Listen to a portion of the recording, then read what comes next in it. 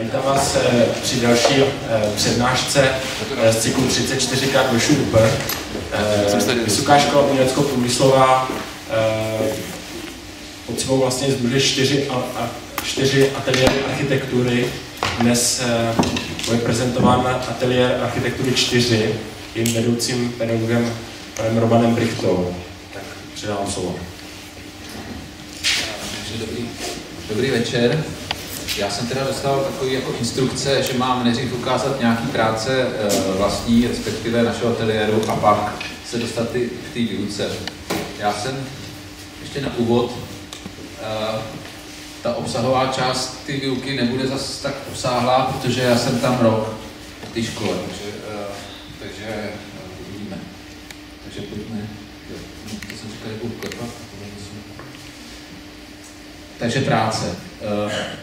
Ukážu vám si 3 realizace, na kterých bych chtěl ilustrovat náš způsob práce. Tohle je Národní technická knihovna, která v roce 2000, kterou jsme vyhráli v soutěži architektonicky v roce 2000, je to v kampusu vysokých škol. Budova, která do sebe měla dostat a dostala snad fondy z ČVUT, z Vysoké školy chemicko-technologické a ze státní technické knihovny, která byla v Klementínu a musela se vystěhovat, aby se rozšířila Národní knihovna. My jsme, a nevím, jaké volky se mám pouštět, asi se nebudu, no. My jsme si řekli, že uděláme kompaktní dům, a který se na tu který bude mít k hlavní ose reprezentativní plochu náměstí a vzadu bude mít park.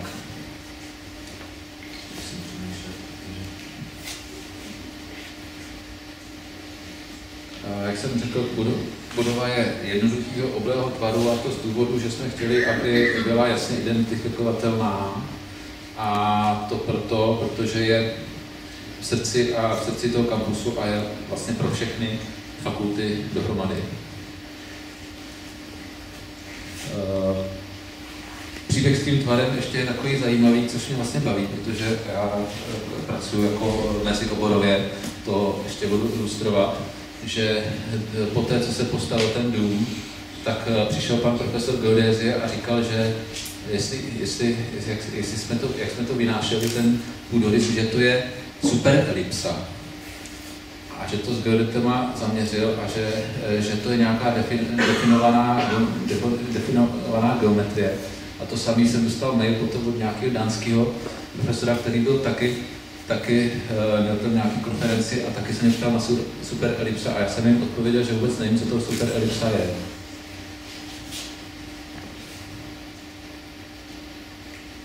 Takhle je to večer. Hlavní vlastně jako motivem nebo hlavní ideou toho, když děláme dům pro veřejnou instituci, je, že ten dům je jedna věc, že vytvoří, že se postaví nový dům, ale ten dům by měl sebou vzít a zkvalitnit to okolí, ten veřejný prostor okolo domu. A my si myslíme, že co se týká knihovny, tak knihovna dneska na sebe bere hlavně kromě toho, že to jsou knížky a že se tam lidi pohybujou a učou a čtou knížky, tak je to i místo, kde se lidi setkávají a pobývají ve volném čase. Nebo si tam dávají schůzky. A my tady jsme vymysleli takový koncept, že ten parter má 4 vstupy a vy vstoupíte do toho parteru, který je vlastně přístupný, volný, a je to vlastně vnitřní náměstí. To vnitřní náměstí se potom užívá různými způsoby, že se tam dělají instalace a že si tam studenti ty sedačky, které byly vyvinuty speciálně pro Národní technickou knihovnou, složí jak chtějí a vlastně takhle ten prostor obývají. To je to, co nás hrozně zajímá, a já jsem tomu rád, že přes nějaký jako tlaky na to zrušit, že to tam zůstalo, a já bych nedaleko a vím, že to tam funguje úplně skvěle. Ta vlastní knihovna potom začíná tady v patře velkým atriem a tady se vstupuje. Co nás zajímá taky při tvorbě architektury, že je důležitý koncept a kontext.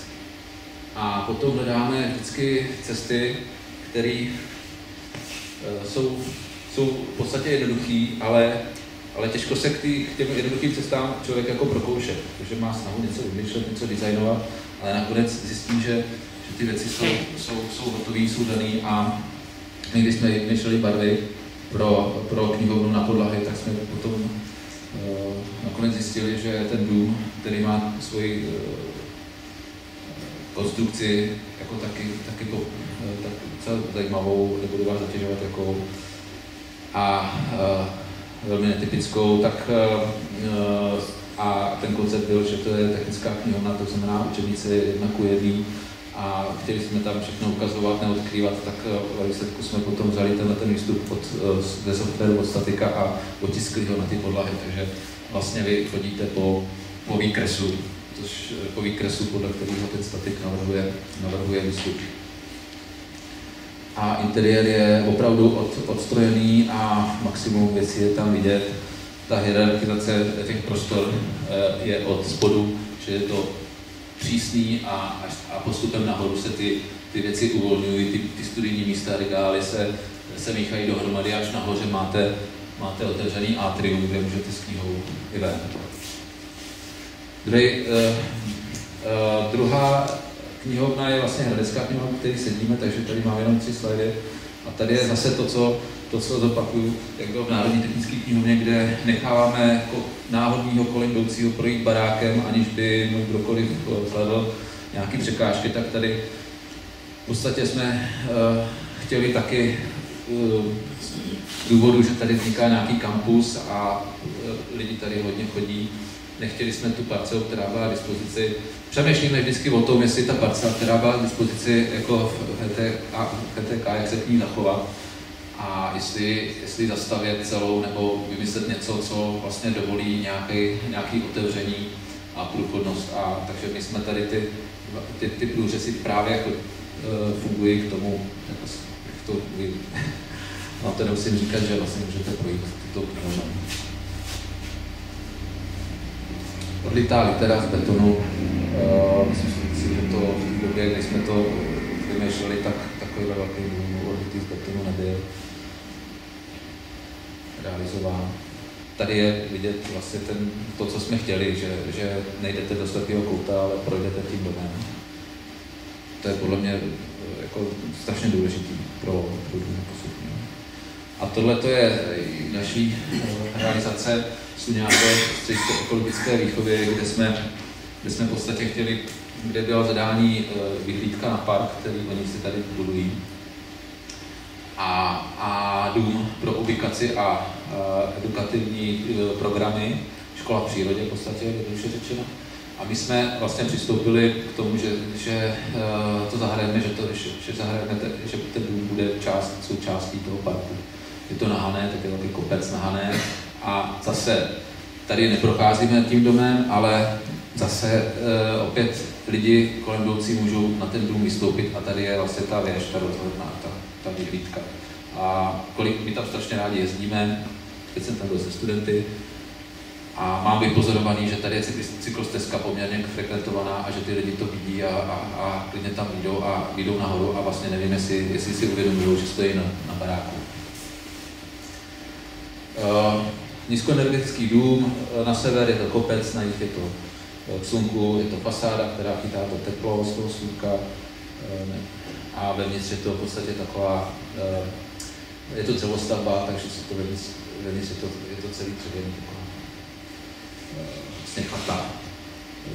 To tam samozřejmě použitý další technologie jako zdivost nepálených cihel a tak dále. Tam můžou zase ty děti vidět, že prostě se může stavět i z něčeho jiného, než se staví. Tady jenom ilustrativně, protože to je taková prezentace, asi, která vychází je to propojený s tou školou, protože vychází z toho konkurzu, který jsem dělal před rokem a půl na místo vedoucího pedagoga. Tak já tady dávám takovou paralelu s obrázek realizace ze zahraničí, tohle je v Lausanne Learning Centrum Rolex, kde vlastně taky je to podobný takový ten přístup.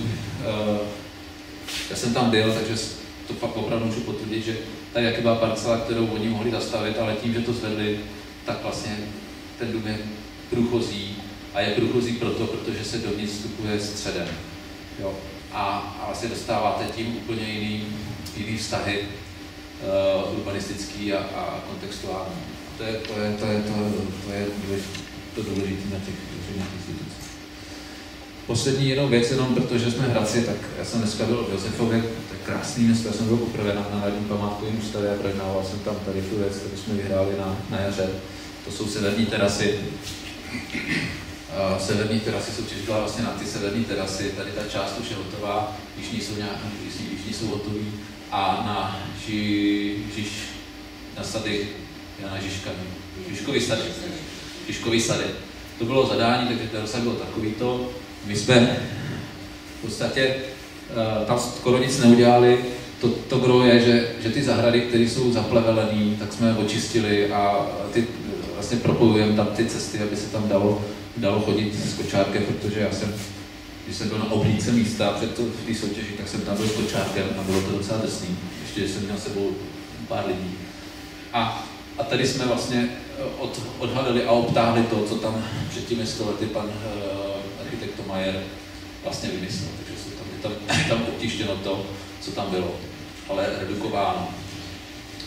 No a vlastně jsme to vyhráli tím, že jsme tam toho moc neudělali, že jsme nebyli až tak moc kreativní, což je hrozně důležitý a říkám to studentům, že ne vždy musí být architekt kreativní a že někdy větší umění potlačit své ambice, než prostě přehánět s tou tradicí. Tohle je jiná práce, kterou jsme dělali, je to expozice v Národním technickém muzeu, je to expozice astronomie. Měřítkově je úplně jiná věc, ale pro nás výzva v tom, že když děláme výstavy, tak dostáváme libreto a my se snažíme úplně překopat. Takže my jsme tady v tom případě úplně překopali to libreto, který byl takový jako tradiční. A my jsme ty předměty, my jsme to otočili, my jsme neudělali to, že předměty jsou ve vitrínách, ale že člověk je ve vitríně, takže člověk je uprostřed a okolo něho jsou vitríny. A je to taky potemnělý, je to vesmír, ty předměty jsou nasvícený a v podstatě je to ta struktura, ten půdorys a ta struktura simuluje strukturu vesmíru. Běžte se tam podívat, kdo tam nebyl. Mrzí mě jenom, že některé věci nejsou dotažené a asi nebudou, což je strašně důležitý v tom, když děláme něco pro veřejnou správu, že se snažíme něco navrhnout, něco udělat a ono pak, když se to otevře, tak a není to dotažený, tak se to potom zpětně už dotahuje. Tohle je jiná věc, galerie Transit Display, kterou jsme dělali pro kamaráda Vítka Havránka. To je zase spolupráce, že nás oslovují kamarádi, pro kterých děláme i takové malé věci. To je úplně malinká věc, Kankal v Bretaní, kde jsme ze starého domu jenom nechali postavit stropy a vlastně nový stropy se postavily, já to ukazuji tady, nový stropy a je to obyvatelný, teda tady ještě nemá okno a už tam letos v létě už tam strávili celý prázdniny s dětma. Vlastně zase, já to ukážu na tom dalším obrázku, že jsem to prezentoval v té komisi, že vlastně někdy je opravdu strašně jemná hranice mezi tím, kde člověk má skočit jakoby svým navrhováním a kde to má nechat být. Může se zdát, že to je teďka trendy, ten design, jako že to člověk nechá úplně syrový a k tomu dojde nějakýma čistým navrženou geometrií. Ale já to mám v hlavě tak, že vždycky, když přemýšlím na návrhu, tak vždycky si v určitý moment řeknu, jestli to nenavrhuji moc. Tohle je třeba jako takový velice sympatická věc v Chile. kde postavili takové startovní bydlení. Nemám v hlavě ty jména, to element se jmenuje sociální bydlení, kde vlastně architekt navrhnul tenhle princip a ty obyvatelé nechal to prázdno, což je taky důležité, jako umět nechat prázdno a umět to nechat správně. A ty lidi si to dostavili už sami. Jo, prostě oni měli tam to minimum, co potřebovali v momentě, kdy se stěhovali a potom časem si to prostě dodělali a vznikne takováhle interakce, která je podle mě jako důležitá, která třeba v té Národní technické knihovně tam vznikla tím způsobem, že jsme tam pracovali mezioborově a k tomu se ještě dostanu. Já jsem totiž zdědil výsledku, jsem se hlásil na 2 místa, na ateliér 3 a 4 architektury a 4 a neviděl jsem, které mě připadne. Ale řekl jsem, ale jakož ateliér 4 byl ateliér interiéru, designu a architektura, design a interiér. A já jsem záměrně prezentoval, že vlastně interiér učit nebudu, protože ho neumím a když ho dělám, tak oslovím lidi, kteří to umějí, protože si myslím, že ho umějí líp než já. Tak tohle jsou nějaké první skici a modely toho nábytku pro NTK, co dělal Hypos Design. Co do okolností Radim Babák, Hypos Design je teďka můj asistent v A4. Tohle jsou nějaké skici stolků. A tady je jenom prezentace, jako, že i to přemýšlení v tom designu může být úplně jednoduchý. Ta jednoduchost, ta přímočarost, vypadá to úplně, tady přesně vím, co to je. A přitom je to úplně jednoduchý. Takže tady chci ilustrovat jakoby to přemýšlení, že vlastně nemusím designovat vlastně tu věc, je to kostka, je tam vlastně vtáhnutá nějaká grafika a jsou to šuplíky a vím, co do jakého šuplíku dám. Nebo jsou to takovéhle věci, které si taky ten člověk může postavit, jak chce. Jsou to úplně jednoduché věci. Takže já jenom prezentuju a prezentoval jsem, o co mi jde. Tohle je takový předěl,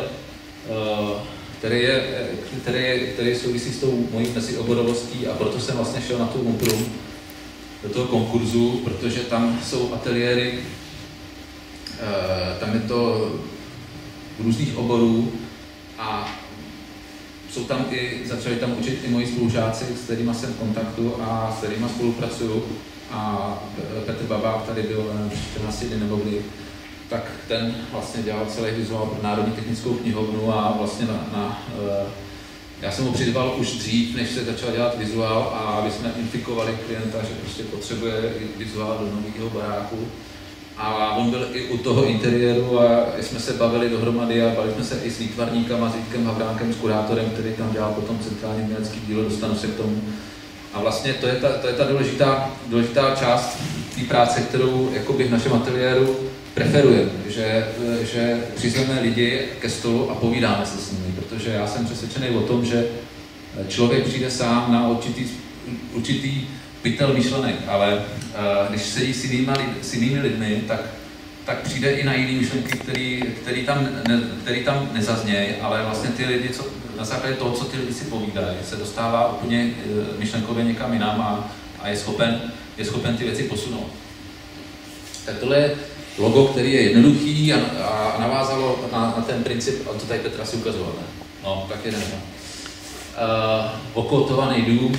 Zajímavý příběh, my jsme potom na YouTube nebo kde, protože se díváme na ty rešerše, tak Francouzi udělali takovou velkou akci, nějaký ateliér, že od Oskara Niemeyera v Paříži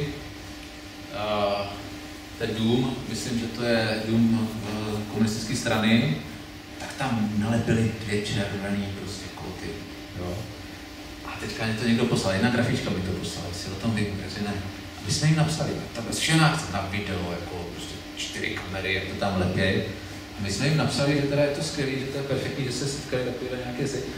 A nedostali jsme odpověď, jo, nevím vůbec jako, my jsme chtěli pozitivně komunikovat, jo, a nevím, jestli se jich to dotklo, že prostě někde v Praze někdo uchotoval barák. Tak tohle jste asi viděli, že prostě ty informace, a pro mě je to hrozně zajímavé, protože já jsem tam toho Petra přivedli A on se napojil a začal a pak jsme ho nechali, takže i když já tam dneska jdu po té knihovně, tak vlastně přijdu a objevuju furt nějaký takový informace, nějaký číslo hrálky napsaný a tak dále. Vizuál, jasně. Tohle to je zase z děvčaty, s kterými spolupracuji s Kultivar, který pracoval i tady na vizuálu. Jana Honecová, dneska Dela Fontaine, a Zuzana Horecká, dnes už delší dobu Brichtová, moje žena, a ty dělali celý vizuál pro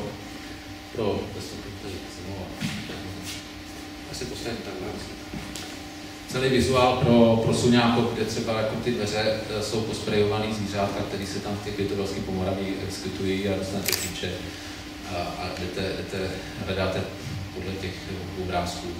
Hlavně na děcka to funguje a oni tam, když Michal Bartoš něco potřebuje, tak dělají to děvčata. To se mi líbí, že to tam pokračuje, jako, takže teďka vyšla knížka, myslím, na jaře jsme konečně udělali knížku o Suňákově a Michal Bartoš napsal knížku, holky mu to upravovali a tady on dělá ty ekologické dny, tady krásný sborník, ale já pracuji spíš s vizuální pamětí, texty mě dělají problémy, nejsem schopen to přečíst, strašně zajímavé texty. Takže tohleto, jakože přivedeme ty lidi a ty lidi potom už sami fungují s tím klientem dál, až se ten dům přežije, tak to bylo jako hodně pozitivní. A tohle je taky, tohle je Hradec Králové, který je založený ten princip je na té záložce, kde prostě si něco založí, konečně něco začíná. Dělal to Kultivar s brněnskou studiem Pixfly. A tohle je zase jiná spolupráce do toho transitu. Tam jsme Honzu Šericha oslovili, jestli by dělal označení toalet a on, je to ten vědec, výtvarník, tak on si najde na internetu sehnal a vypočítal, že průměrnou výšku muže a ženy a vlastně ty záchody jsou vymalované, ženy mají jinou výšku průměrnou než muži a je to vlastně označené jenom touto linkou. V reálu se ty barvy moc nepovedly. Tak a jdeme k výtvarnému umění. To je takový, jako mě poslali, já jsem chtěl nějaký předěl, to mě poslal Tomáš Vaněk s Vítkem Havrákem, že každý obraz je potenciální. A spolupracujeme s výtvarnýma umělcema, co to jde. A někdy je to těžký, tady se podařilo, nejvíce to podařilo vlastně v Národní technické knihovně, kde jsme neoslovovali výtvarníka konkrétního, ale oslovili jsme Vítka Havránka nebo skupinu PAS, Vítek Havránek, Tomáš Vaněk a Jirka Skála. A ty oslovili další výtvarníky ze zahraničí, kteří měli udělat centrální umělecké dílo na Národní knihovnu technickou. Carsten Heller vytvořil návrh, který se nám všem byla komise, včetně stavbyvedoucího, velká, tam pak historici. A bavili i ten developer, který stavil. A bylo to zajímavé. A Carsten Heller vytvořil sklouzavky do toho atria, který se nám všem líbily. A on je měl už v té galerii. Ale bylo to z budgetu, protože on to dělal jenom s jednou jedinou firmou a s nikým jiným to dělat nechce. To chápu. A je to ten princip, že dojdete nahoru a můžete se zkousnout dolů, takhle to měl v té galerii. Na YouTube, tam tu jízdu můžete vidět. Carsten Nikolaj, to je ono vlastně. Co bylo v té galerii. Tím se tam chce dostat něco jiného do té knihovny ještě. Jakože to prostě sám i hra a jiný pohyb, jiný pohled na věci. Tak tohle to je od Carstena Nikolaje, což byla taková, tak on říkal, pražský dvojček, byl to objekt, který byl v tom parteru otevřeným a vlastně reagoval na pohyb světelně i zvukově, což on dělá, takže má takový jeden objekt, který tak podobně funguje. To nám přišlo až moc v tom parteru, my jsme ho chtěli mít volný, aby si tam mohli tyhle věci nebo jiný dávat různě. A nakonec tam byl Dan Peřovský, který přišel s tím, že vlastně ty betony krásný, které tam máme, tak nám pomaluje. a ten byl nakonec vybrán a pomaloval to. Já jsem tomu rád, i když někteří říkají, že jsme si nechali to betony pomalovat, ale já jsem tomu rád, je tam 200 obrázků, pokaždé, když tam přijdu, znovu objevuju další a další významy a debata byla, jestli to pomalovat smazatelným, nesmazatelným, je to nesmazatelným a já mám takový jeden příběh, když v roce 2009 jsme tam prováděli v rámci předsednictví rektory z celé Evropy, nebo já nevím, odkud všichni byli, tak jsme právě stoupili tady po těch schodech, jsme stoupili do toho obrovského atria a tam přesně byl ten popis, přesně byl ten výjev, který si myslím, že tam patří. Jo. A to je to, že jedna věc je architektura, že to je teda jako, že tento atrio je velký a je to monumentální, to na člověka padne a potom postupně, když oni začali zaostřovat, tak se nepozoroval, on to padlo a potom zaostřovali a začal se usmívat. Jo, a to je ten moment, protože kdyby tam ten Dan to neměl, jsme to tam neměli, tak to jenom na ně padne.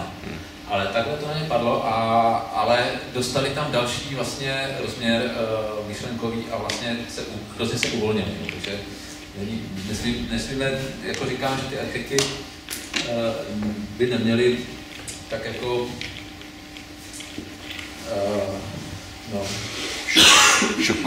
šokovat, nebo já nevím. Ale tak on to je i šok, jako je to tady pomalovaný, jo, ale že by si člověk jako, jo, je to monumentální, to fajn, protože ten prostor to potřebuje, ten barák to potřebuje, ale tohle to je důležitý, jo, já to říkám furt, že prostě ty věci chci dělat tak, aby mě bavily a s lidma, který mě baví a který k tomu přinesou něco navíc. My jsme ty lidi vůbec, je to totiž, já nevím, jestli to dělá, já to dělám, protože čerpám z toho, že jsem dělal Akademii výtvarných umění a mám ty kamarády, na kterých se po těch 15 letech můžu obrátit a furt jsme stejná krevní skupina, i když jsme se šli každý svou cestou a on je to, z naší strany je to poměrně risk, že si je vezmeme a necháme jen volnou a někdy obhajujeme něco, co ani nevíme, jestli je dobře.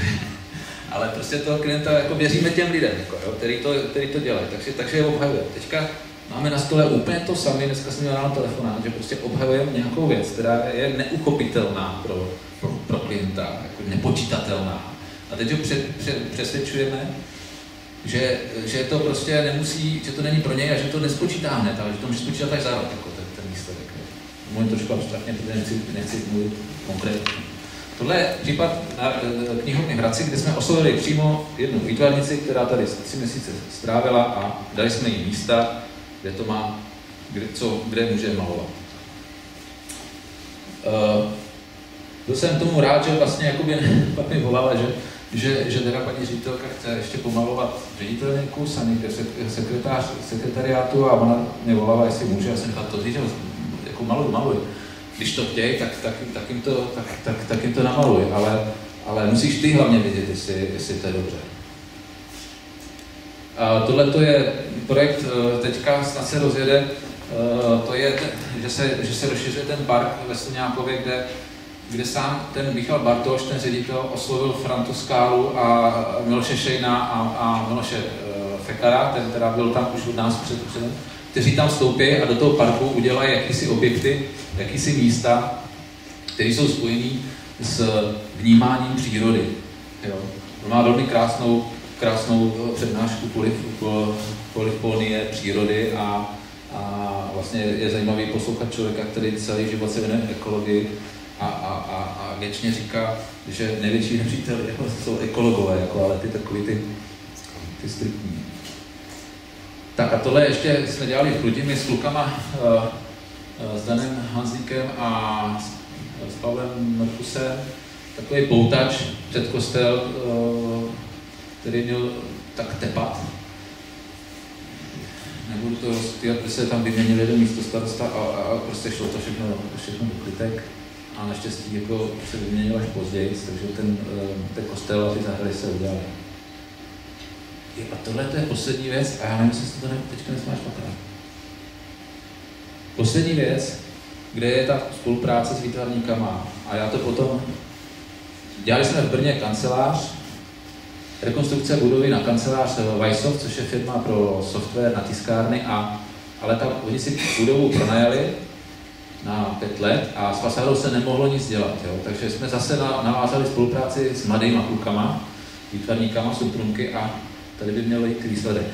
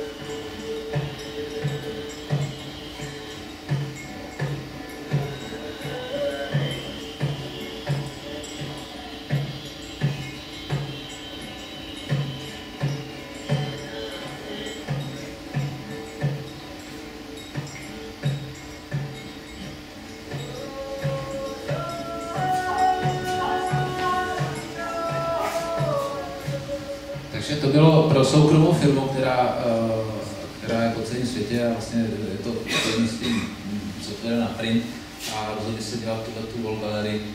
Uvidíme, jestli každý rok to obmění. A my jsme vlastně dali Ondřeje Šerma, což je vlastně teďka absolvent od Petra Babáka, my jsme děláme taky nějaké jiné věci a dal za ty 4 kluky a šli to tam nasprejovat. A přes noc a volali na ně policajty, jak je to spíš takovým že si ty lidi myslí, že to je nelegální.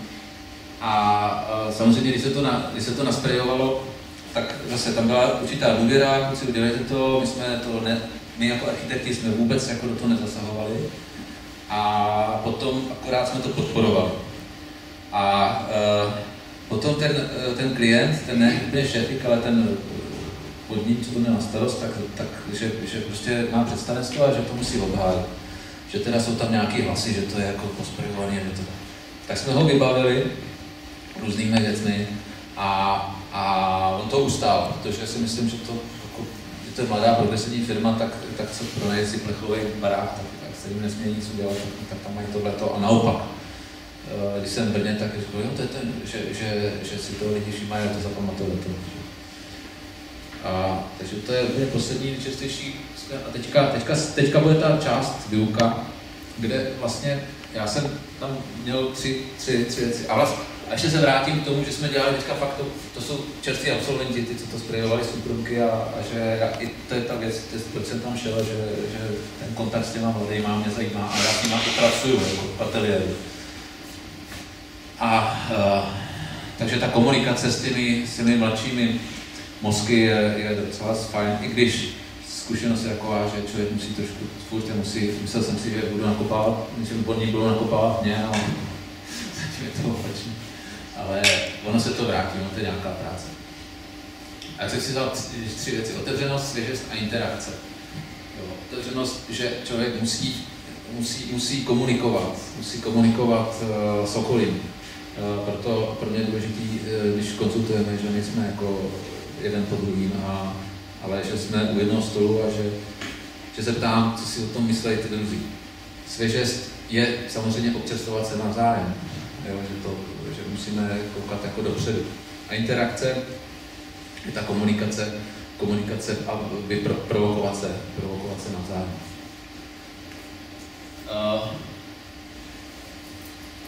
Pak jsem si říkal, že tam budu zadávat, protože jsem musel říct, co tam jako budu zadávat, čím se budu zabývat, tak já si myslím, že to je o tom, že já jsem si řekl, že budu dělat velký témata, protože pro mě jsou důležitý velký témata, ke kterým se možná nedostanu ve své praxi a že ty mladí k tomu můžou říct poměrně dost, takže i velký témata jsou pro mě témata, které se můžou dotýkat i politiky, jo, protože architektura je vlastně životní prostředí a je to o komunikaci s různými lidmi a hodně často je to prostě o komunikaci s politiky.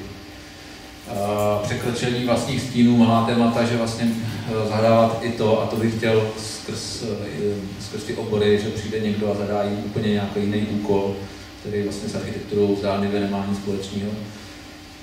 Konstrukční reflexe, prezentace, naučit se prezentovat, prezentovat a vlastně ty věci umět říct, což se já učím pořád, jo, protože já nepatřím těm lidem, kteří se stoupnou a z fleku všechno říkají. A říkají to úplně přesně, přesvědčivě, a protože já spíš jako než abych to říkal přesvědčivě, tak tady říkám, jak přemýšlím, jo, což jako někdy může být trošku jako, i když já přemýšlím, tak taky hodně přeskakuju. A relax, to je důležitá věc, protože neměli bychom se svojí prací unavovat. Jo. Člověk by měl umět odpočívat, což je, jako, to bych si měl uvědomovat i hlavně já někdy, protože je to hodně důležité.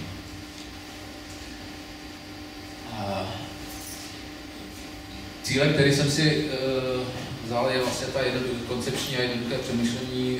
Ono se to možná opakuje, protože se to prolíná. Jde mi o tu jednoduchost, jako už jako Einstein říkal, že a já nemám tu paměť na ty definice, jsem dělal tu matematiku asi na kopálky. A říkal, že je udělat to jednoduché, ale dělat ty věci jednoduché, ale nezjednodušovat si. No a to je ten rozdíl, jo? Prostě proto si myslím, že k té jednoduchosti je složitější cesta, než prostě k čemukoliv jinému. Otevřená kritika, to chci, aby jsme si prostě řekli všechno, co si o sobě myslíme.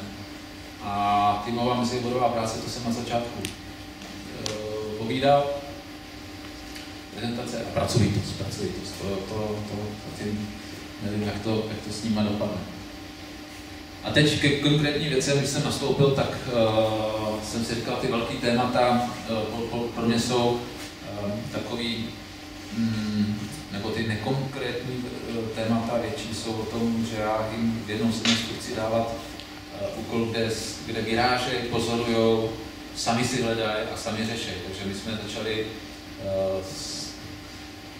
první semestr, aby jsme to měli co nejblíž ze školy, tak jsme si vzali staré město a hledali prázdné, téma bylo prázdné město ve městě a hledali prázdná místa a problémy, kterých se jich dotýkají. Takže si to tak jako rozparcelovali a tam jsou obrázky, aby si našli spoustu různých míst a potom jsme vytipovali jedno, který zpracovali.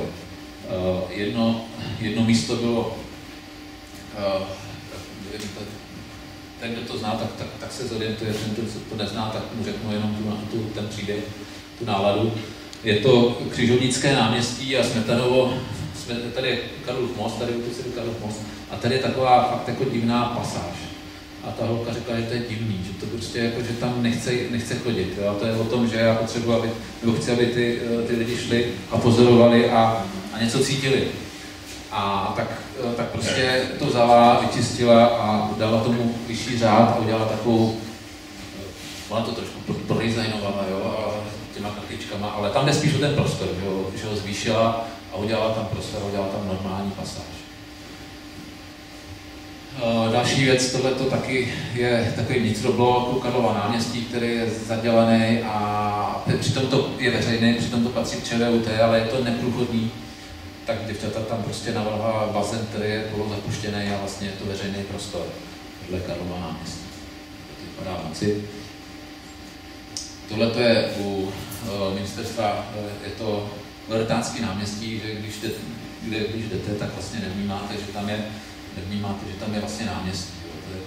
To je nečitelný, ale přitom je tady velký parkoviště, tak student se pokusil jakoby z toho vrátit do tomu náměstí, ale diskutovali jsme, když se tam parkuje, co s těma autama, tak on tady udělal takový pokojíčky, který protože přes pracovní dny je tam plno aut, kvůli tomu ministerstva v neděli, já tam chodil často, je to prázdný.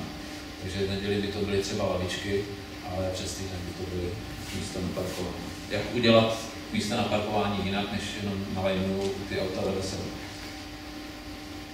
Tohle byla takový malinká věc, docela pěkný od jednoho prváka, který se našel na nových zámeckých schodech takovou parcelku a postavil tam takový domeček. Celé skály na první učí.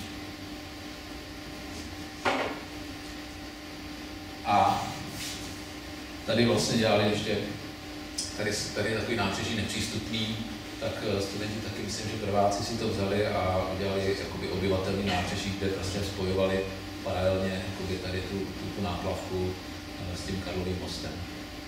Docela hezká věc, tady vznikla nějaká parcelka, kde teda jako se stali hodně kreativními, ale já jsem to s nimi neřešil, jsem s nimi řešil jenom ten veřejný prostor. Takže tohle je o tom chození v terénu. A mě to zajímá, jak ty lidi to vnímají a myslím si, že to je důležitý, protože já sám spoustu věcí třeba jako přemýšlím o těch věcech tramvajích a občas mě napadnou věci tramvají nebo na kole. Včetně tyhle knihovny, kdy jsme dělali tu soutěž, nebo na kole. A tohle byla klauzura, kde nás oslovil zase jako diplomant z akademie, že chce tady do té díry, to je Vodňanáka a Hlávkův most, bych chtěl jako diplomku udělat jako luxusní byt a v podstatě ho jako nabízet. Takový projekt, takový koncepční záležitost. Já o tom víc nebudu mluvit, protože on to chce dělat jako diplomku. Takže my jsme sehnali podklady a dělali, studenti tam do toho dělali luxusní byt, tak jsme měli jakých 20 luxusních bytů. Bylo krásně vidět, jak to každý chápe ten luxus jinak. A Holanďan, kterého jsme tam měli, tak ten tam udělal jenom takový, já jsem to tady možná dal, takový jenom pobytový plošky, že prostě se říká, že luxus je jen tak luxus nevidí v tom, že má luxusně vybavený byt, ale že může jen tak trávit čas. Tohle byl vložený bazén do toho prostoru, nebo byt s velkým bazénem, což bylo s tou vodou docela zajímavý. Důležité bylo, že ty studenti byli na tom místě. Jo.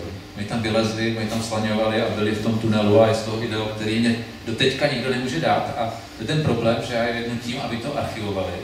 A oni říkají, já nevím, kde to je. Když jsme měli na klauzurách, jsme měli puštěný video, jak oni slaňují do toho prostoru nebo jdou na ty lesce a bylo to docela dramatický. A to si myslím, že je strašně důležité jako si zažívat ty věci až tak. No. Tohle to je výstava první naší semestrálních prací, jsou ty mosty. Není to, mně jde o proces, jo, takže já to netlačím, aby bylo prostě nějaká super prezentace, ale prostě, aby to bylo o procesu. Druhá věc je, že co se týče diplomek a bakalářek, tak to musí být hotový, přesvědčivý věci, jo. Ale tady třeba můžou být věci nedodělané, ale když je tam ten proces dobře a je to vidět, že to prošlo procesem, tak bych radši jako prezentoval ten proces, ale ono to je pro ty lidi, kteří tam přijdou a jsou tam 10 minut, tak to je neprezentovatelný, to prostě není, tak proto fungují jenom prostě obrázky, jako, a takže tam první lední jsou obrázky.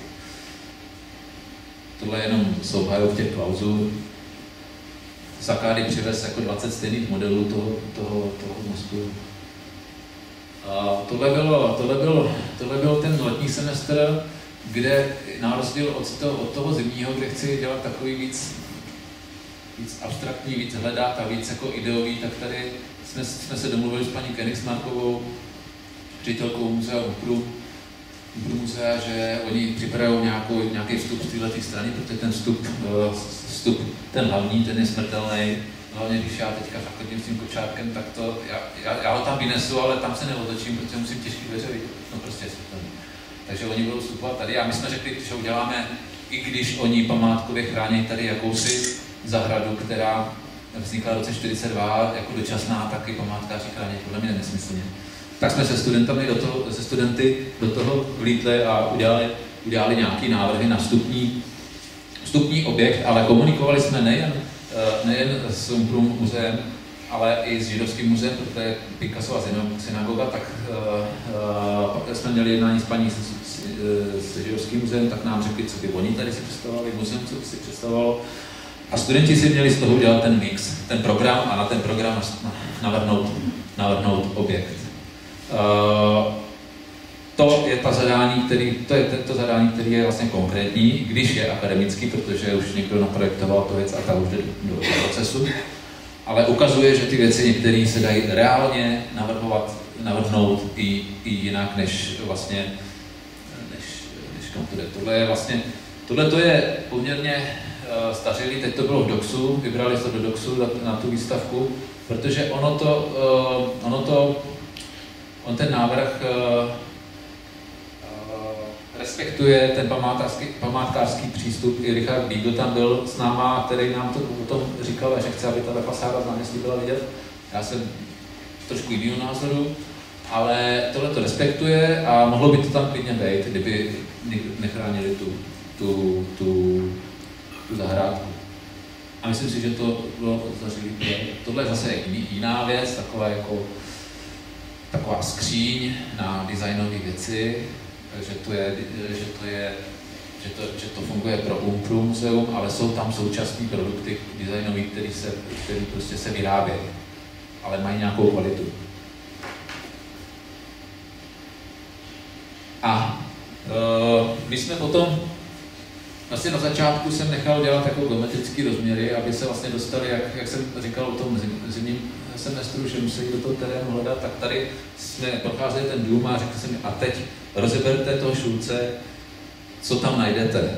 Jo, tak tohle je jedna plachta od Petra Háka, který tam hledal nějaký vztahy, nějaký matematický vazby. A to vlastně zase chci, aby tím, že si prostudují jiný půdorys, jiný dům, tak začnou možná přemýšlet i nad tím svým půdorysem trošku jinak, než že prostě budou jenom jako designovat. Pak tohle je jenom pozvánka naše klauzury, který si měli udělat a my jsme vlastně prezentaci těch letních klauzur udělali první takovou mezioborovou spolupráci s ateliérem Petra Babáka, že jsme vylosovali architekt, grafik a grafik dělal architektovi prezentaci. Bylo to zajímavé, protože mě vždycky říkali ty studenti, on mi nebere telefony, on nemá čas. A říkali, jo, tak to musíte se domluvit. Tak život. Prostě máte to tak a jděte. A některý dopadli dobře a některý dopadli hůř. Tohle to je zase, my si zveme zvenku ten Marek Chalupa na ty kritiky lidí zvenku, i když jako škola nám na to peníze nedá, takže mám kamarády, tak jim zase půjdu já někam na nějaký kritiky a je to pro ty studenty je to hrozně důležité a strašně překvapilo, že to předtím nebylo jako na té škole. Takže Richard Biegel a tamhle to je paní Sombejová z židovského muzea. No a teď jenom, to už je konec a tento semestr se věnujeme katastru Prahy. Je to zajímavé, já jsem řekl studentům, že dohromady musí nakreslit katastr Prahy, jak si myslí, že má být. Jak by měl fungovat. Protože když si obtáhnete katastr Prahy, tak zjistíte, že tam je spoustu pole, spoustu jako neměsta. Jo. Takže máme takový téma mezi městem a krajinou a na tom se teďka pracuje. Tady to je fotka, co jsme byli na výletě, i cestu jsme se stavili tady v Hradci, tak jsme s nima prošli i knihovnu a já jsem zvědavý, co z nich vypadne. Jo, a to je všechno. Děkuji. To je pro mě předpoklad, že vlastně by potom vždy mohla následovat diskuze, takže pokud máte někdo nějaký dotaz, nebo bychom chtěli pokračovat, tak prosím. Máme se třeba zeptat. Jak je to na počátku teda těch stavek? Jste říkal tady, že Jisko vás napadl, když jste jel na kole, co se týká tady té budovy a kdyby zajímal ten proces, tak to i těch ostatních staveb, kde to vlastně na tom začátku vzniká v té hlavě. No, jako každý o tom přemýšlí po svým. Samozřejmě to nebylo tak, jako že by to byl to nějaký nápad, který někdy to můžete odsedět s tužkou nad papírem a něco vás napadne. Já to mám tak, že hodně o tom přemýšlím. Že hodně přemýšlím a jako abstrahuju si ty věci a pak se snažíme, pak když vymýšlím si nějaký příběh nebo nějaký kontext, hrozně pro mě je důležitý a proto chci, aby studenti vyráželi a ty místa a dělali jsme projekty, na místa, který můžeme navštívit. Protože jak Národní technická knihovna, kde jsem chodil na ČVUT a kde jsem na ten parcelu koukal, kde jsem měl zažitou, tak tady ta hradecká parcela jsem měl taky zažitou, protože já jsem tady dělal 4 roky střední školu, stavárnu a víc než byl jsem aktivní sportovec, hrál jsem fotbal za dorost Spartak a tady jsme běhali, tady jsme se vždycky otáčeli na tom místě. Takže já jsem tady kolem běhal, takže jsem to měl nějak jako, takže jsem věděl, kde jsme. A to je pro mě důležitý, ale i přesto, že to znám, tak tady vždycky na tom místě musím strávit a několikrát se tam vrátit, takže to je hrozně důležitý. To je to místo, jako nasát to místo. A pak je důležité si srovnat, jak to, co se chce od toho zadání, co tam má být. A pak je důležité vlastně jakoby přemýšlet v tom kontextu toho místa a to znamená, co ten barák má tomu městu přinést. A když je to ta knihovna, tak je to, jak jsem to říkal, že ta knihovna fakt je důležitá, že se nemůže postavit jenom dům, že prostě to okolí je pro ní důležitý. Já jsem zvědavý, jak to dopadne tady s tou univerzitou, protože ta lávka, která je přes to parkoviště, tak to je myšlený, takže to má pokračovat dál k tomu rektorátu, který tam má stát. Který, když se podíváte, tak oni jsou taky z toho parteru na vyšší úrovni. Takže to je plus minus ve stejné rovině, by se mělo přejít prostě jako dál.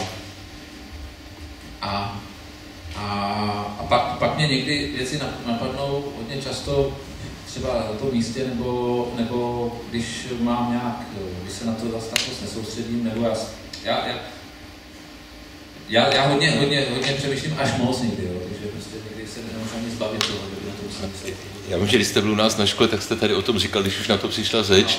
A samozřejmě nevěděl jsem, jestli to mám brát 100% vážně, že vlastně jste na tom katastrální mapě hledali, kde je ta parcela, dal jste si tam X, což i když by to nebyla pravda, tak příhoda je moc hezká.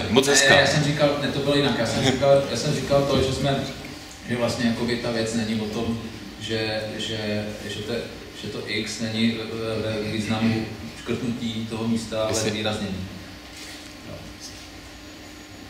Ale já jsem vlastně na to přišel, jak jsem to říkal, že ta dispozice je vlastně jako ten provoz a ten střed, to není nic novýho. Není to škrt, je to litera X. No, a je to litera, tak to nějak jako, a to tak je. Já se chtěl zeptat, nevím, jestli to správně čtu, ale vidím tady určitou podobnost, jestli vidím teda správně, s prací Björk Ingels Group. Já jsem měl kdysi v ruce takový jakoby katalog jejich jakoby úvah o těch projektech, které někdy zůstanou nezrealizovaný a v něčem mi to připadá blízký, tak jestli to správně čtu. A pak bych měl ještě jako druhý dotaz, že nevím, jestli mám smíchat, tak myslím, že na to data. No tak to je jiný jezdec, jakože to je Yes Man, který recykluje ty věci, má obrovské zakázky. Umí to, nevím, já ho osobně neznám. Znám lidi, kteří v něho pracovali, kteří nás hráli. Teď v New Yorku mám velký článek. Tak to je one man show, který umí ty věci jakoby jednoduše popsat. Jo. A my vždycky taková ta prezentace, jo, tak on je mistr prezentací. Jo. Tak ale já to furt hledám, já vůbec jako nevím. Prostě já spíš nevím, možná, že on má taky intuici, že pracuje víc intuitivně, než by prostě jako by to vyseděl, že prostě má ten nápad a teď do toho dostane, tak do toho dělá. A to nevím.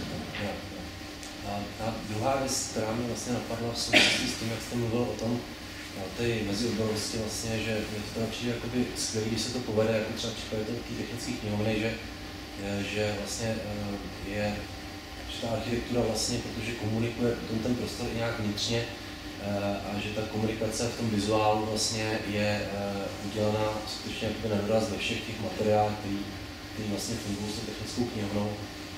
Třeba jsem si všiml, že v případě tady té záložky, že, která vstupuje do toho prostoru, nějak to funguje, ty věci, které byly evidentně dotažené k nějakému předání, nebo já nevím, jak to je probíhalo, tak jsou jako velmi citlivě a čistě udělané, ale pak tady vlastně člověk v tom provozu naráží na různý cedulky podivný, jestli je to tím, že se vlastně jakoby třeba neřeší už v rámci toho vizuálu ten navigační systém, nebo jestli tady byla koncepce, třeba z toho načtu, že ten navigační systém se jako řešit nebude, že vlastně takhle to jakoby stačí.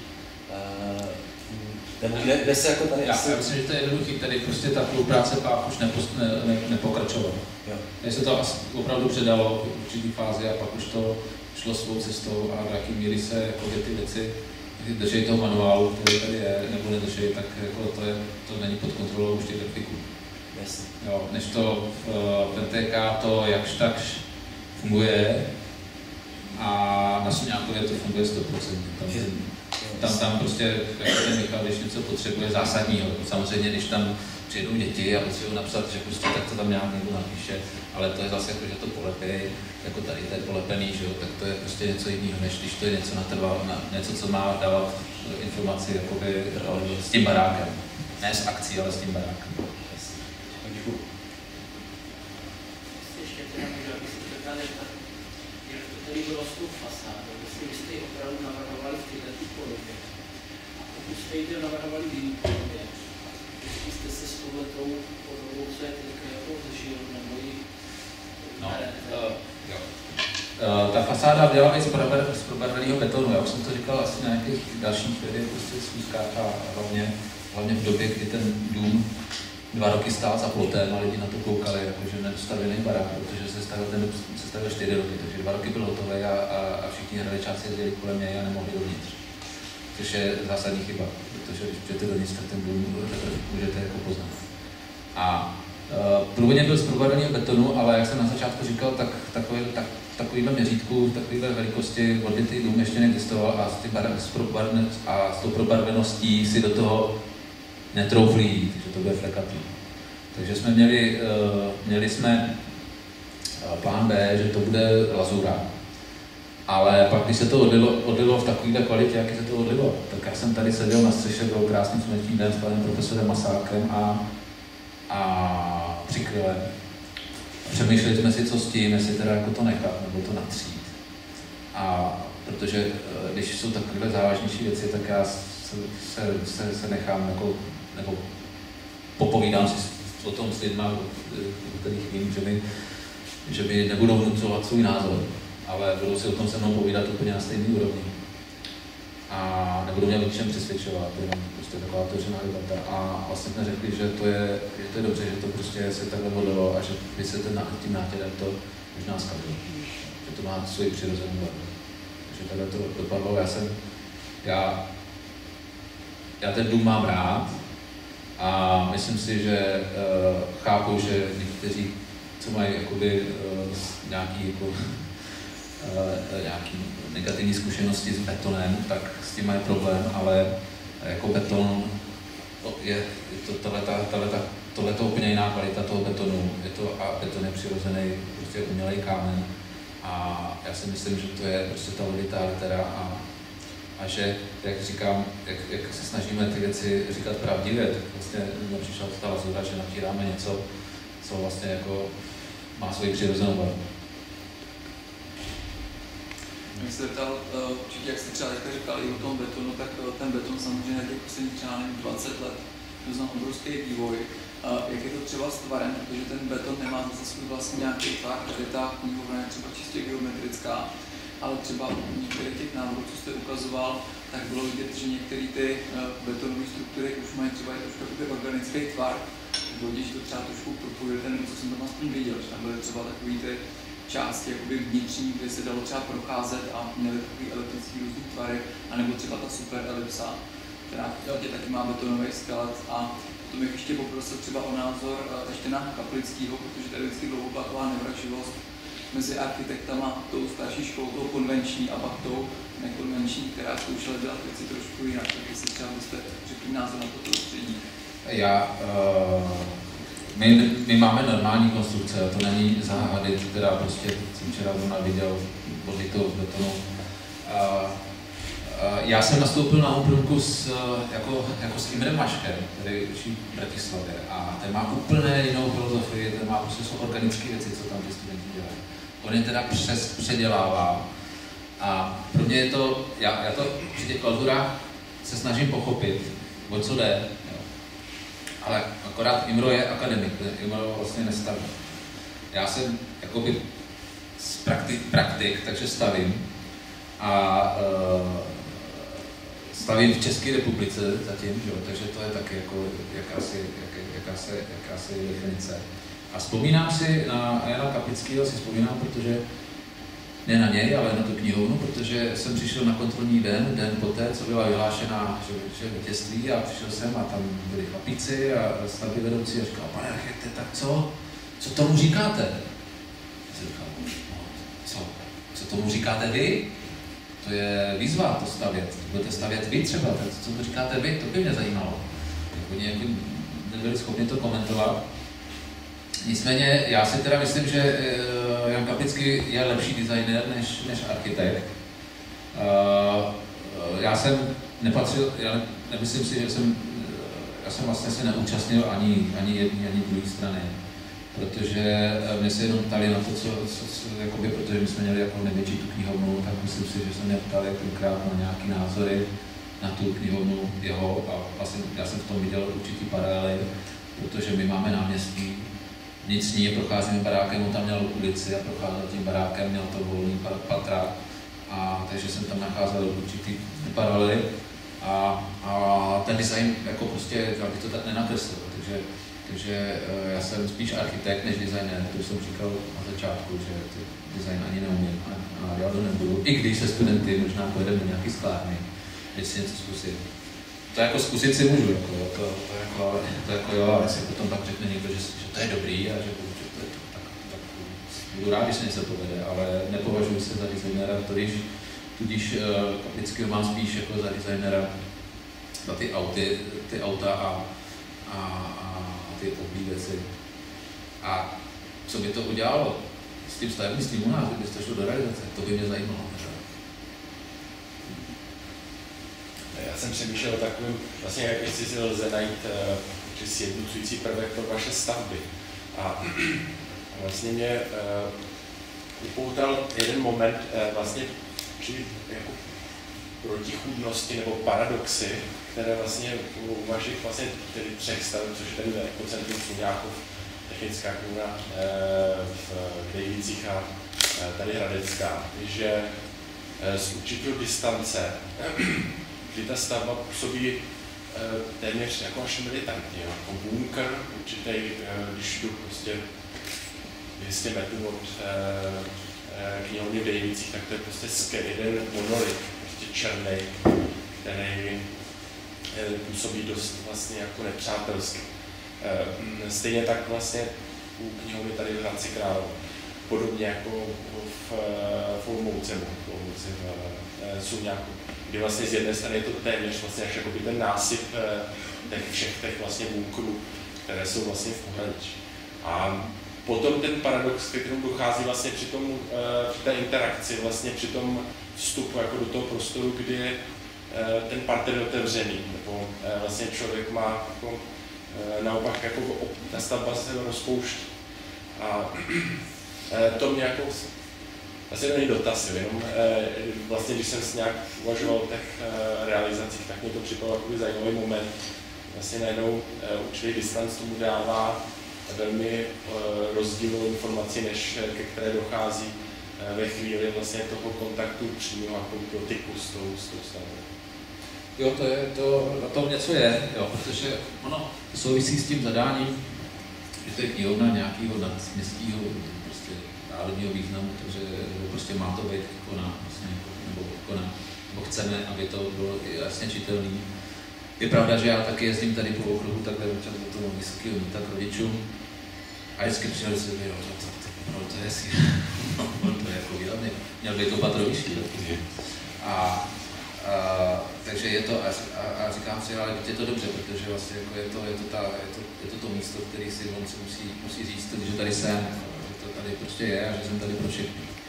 No, a pojďte se na mě podívat, pojďte se dovnitř podívat. Nemyslím si, že jsme jako, že to je exhibicionismus, to si nemyslím, protože to snad tak ani nejsme a snažíme se hlavně jakoby.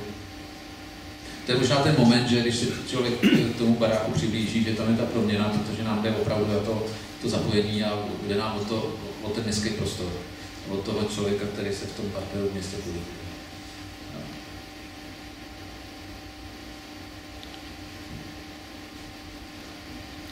Ale jak o tom teďka přemýšlím, tak něco na tom je. Může to tak, jako asi to tak působí. Ale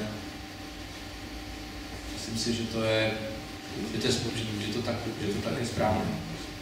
Já jsem, přiznám se, že jsem během soutěže měl o ty národní technické knihovně pochyby, jako jsme měli to nakreslené, jsem to úplně neměl. A naštěstí mě volala Soňa Rindová, která se to dá dozvěděla, že mám pochyby. A volala mi, že to měnit nemá, nesmíme, že to musíme nechat. Ty jsem na to vděčný, že jsme to jako, člověk má pochyby. Ten dotaz nebyl jako obsažen nějaký kvalitativní. Jasně, já chápu ten postřeh, chápu. To rozumím. Ale myslím si, že kdyby byla knihovna přehlednutelná, tak je to přehlednutelná, vlastně vypadala by jako bytovka, tak je to špatně. Ono to možná trošku souvisí, proto mi napadl možná ten byt, protože tam je to vždycky taky v jistý míry transformovatelný až jakoby do ikony. Jako ta myšlenka, takže vlastně oni tak, jak mají třeba na tom webu, že ty projekty jsou opravdu v nějakým jednoduchým grafickým prvku zachytitelný, tak tohle to vlastně je taky možná ta věc, která tam někdy je takový cítí. No ale máme další projekty, tu rekonstrukci, to je sice jako podstatě, tam je to zase postříkaný, výrazně. A teďka budeme otvírat v Brně takovou jako vestavbu do dvora, která v podstatě není vidět, ale je taky svým způsobem výrazná. Ale to ve dvoře je to taková, jako ona není moc vidět, takže prostě všude. Jste tam říkali, jste šel vlastně i učit na Brumpu kvůli tomu, že byste potom měl od těch studentů nějakou zpětnou vazbu třeba na vaše třeba na vaši práci nebo způsob práce, nebo jak se foukat na práci aktivita, tak třeba čemu konkrétně cítíte třeba ten posun, možná i za tu krátkou dobu? No to bych rád jako od nich cítil nějakou reakci, jako, že prostě třeba něco dělám špatně, nebo něco nebo řekli ten dům, jako se Suňáková byli spokojení, protože tam se fakt, jako tam, když přijdete a zažijete tam všichni, tak jako jste musíte být spokojení, protože tam je to opravdu příjemné. Ale to já očekávám, že nějakým způsobem já jsem první semestr problém, protože já jsem pamatuju jména, že to bylo, jsem mě nazýval různými jmény. A já jsem, že už máme trošku blíž v sobě a že se potřebujeme navzájem trošku víc zažít. A tak to je nějaký proces. Ale že by nějakým ještě odvážně komentovali něco, co děláme, tak to se tím nemá. Ta kritika jsou takový spíš jako říct neříkají, že je provokovat. Tak třeba, ale ne, jsou tam takový, jako jsou tam osobnost. A z jakých tam jsou škol třeba u vás v tom ateliéru? A jestli ne. My jsme teďka nezali dopraváku nikoho. Pro jistotu.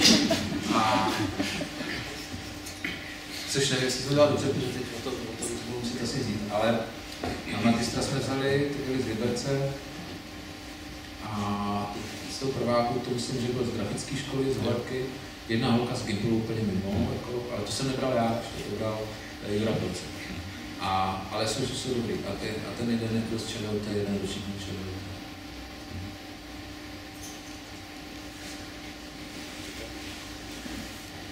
Tak jo, pokud tady nejsou žádné dotazy, tak děkuji za vaši přednášku. A příští den ve čtvrtek přijede paní Eva Eisler, která vede ateliér KOV, Koncept Objekt znát, tak přijďte se podívat, poslechnout. Děkuji.